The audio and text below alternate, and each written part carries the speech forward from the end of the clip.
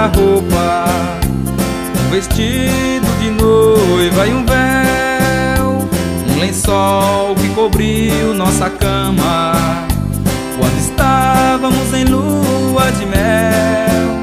Só um ano ela viveu comigo, hoje ela está junto de Deus. Faz 3 anos que ela partiu, faz 3 anos que nosso filho nasceu. E agora meu filho pergunta: onde é que sua mãe está? Não consigo dizer a verdade, respondo que ela logo vai voltar. Hoje ele faz aniversário e olhando ele me diz assim: papai, vou soprar a velhinha, mas eu quero que minha mãezinha venha cantar parabéns para mim.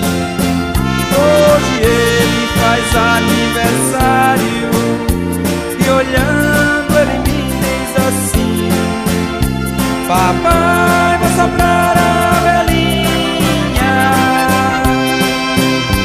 mas quero que minha mãezinha venha cantar parabéns para mim.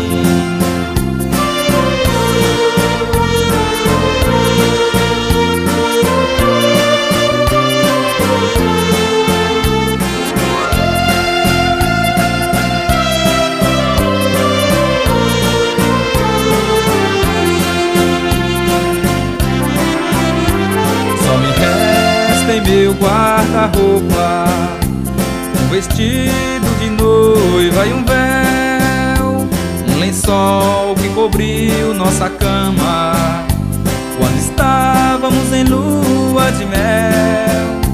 Só um ano ela viveu comigo, hoje ela está junto de Deus. Faz 3 anos que ela partiu, faz 3 anos que nosso filho nasceu.